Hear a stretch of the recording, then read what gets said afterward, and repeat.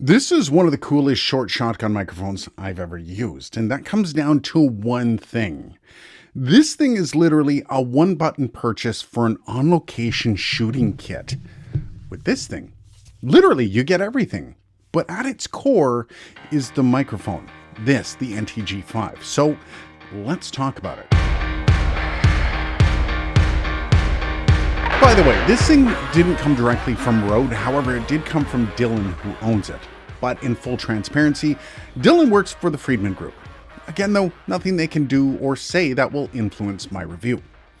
Now, like every other shotgun mic that has come to this desk, there's not a ton to talk about when it comes to the build quality. It's single cut, I'm guessing aluminum, and you'll notice the acoustic slots, which are actually acoustic holes. And according to Rode, that is supposed to lead to a more natural sound. There is no way to test that out, but cool, and it does make it stand out as most companies do the slot thing. As for the rest of the kit, the handle and shock mount is very well made, and considering the Rycote name on the side, I don't find that too surprising. It also comes with a special XLR cable extension to take any torque off the XLR joint, meaning you're not going to have a big heavy cable hanging off the end of this microphone. And even if you don't have an extension cable, you can route a cable through the handle to avoid that issue as well. But this extension cable just takes a bit of the weight off the end of the unit, and we're going to talk about why that's important coming up in just a bit. Now, this thing also comes with a dead cat style windscreen, as well as the foam style, and considering this thing is intended for inside and outside use, that's pretty sweet. And finally, you also get a regular old mic clip if you want to do the talking head YouTube video like I'm doing here. So there's a couple things that stand out when talking specs. First things first, this thing's weather sealed, and I mean big time. Now, first off, it has RF bias technology, which makes it relatively resistant to weather. But it also has conformal coating on the PCB, which is basically a polymer coating that goes over the circuit board inside to make it waterproof. Next up is self-noise, which only comes in at 10 dBA weighted. Now, if you know anything about shotgun mics in general, the smaller they are, the more self-noise they're going to have. For example, pencil mics are notorious for self-noise. But something like the MKH416 from Sennheiser only has 13 dB, so the fact that this has less and is smaller is actually rather impressive. And then finally we have the weight. This microphone is only 76 grams, which is insanely light. And if you couple it with the pistol grip, it only comes out to 300 grams. But you have to ask yourself, why is that important?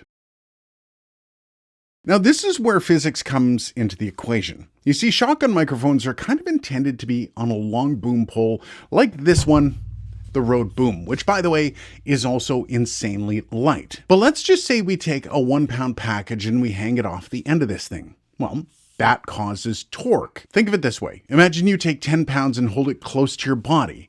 Well, if you were to extend that out at arm's length, the weight will feel much heavier than 10 pounds, right? Well, how much heavier? Now, there's a formula for that, and it's force times distance. Or to translate, that would be weight times distance. So 10 pounds over a 10-foot pole would feel like 100 pounds on the end of that pole. And if you're a boom operator, that can be rather exhausting to be holding this like this all day.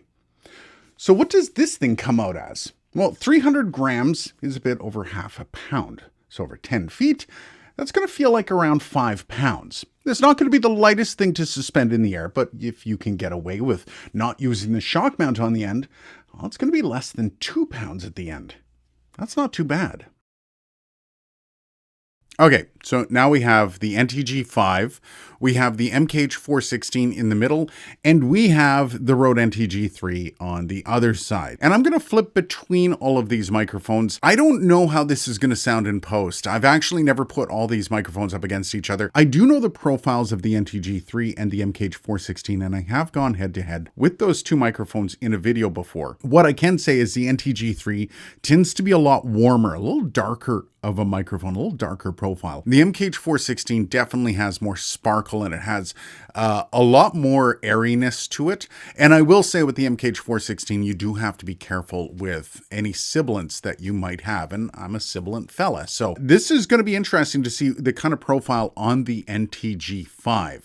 What do you think as I'm going back and forth between them? Now, I still have to take this over to my main desk and I have to figure out which one I like and kind of the final thoughts on this video, but I want to hear from you. The NTG5 is actually a relatively inexpensive option if you're doing any run and gun or if you're doing any location shooting and you need a decent shotgun microphone for it. And it's also because of its short shotgun factor, as I probably discussed in this video, haven't gotten there yet, that the short shotgun being shorter than the MKH and the NTG3 is probably going to operate in untreated spaces a little bit better, and you're probably going to have less warble or less phase issues with it. But in this scenario, in this setup, which one do you like? We have this, the NTG5, this one again, the MKH416, and this one, the Rode NTG3.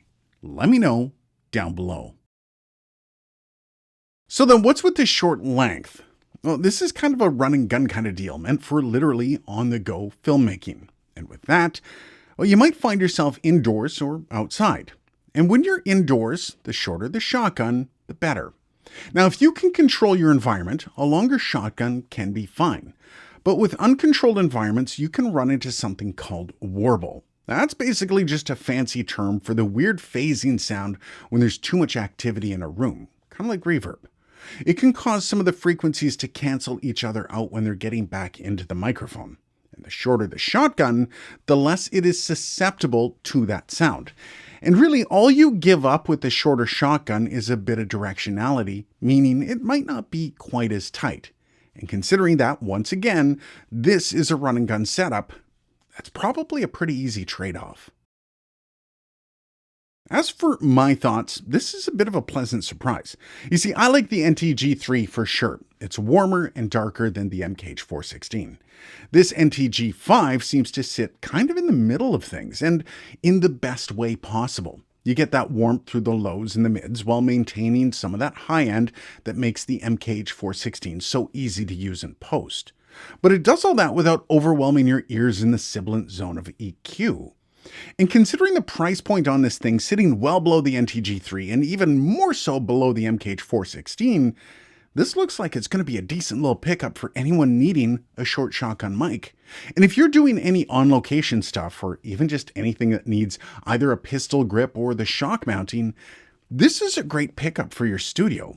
I kind of wish I hadn't sat on this for so long. So yes, this is a really easy recommendation. And if you're looking at doing even more on-location stuff, there's a ton of extra stuff that Rode offers, like this blimp and of course this boom pole. Let me know if you want to see me go more in depth with this stuff. Cheers guys, and thanks for watching.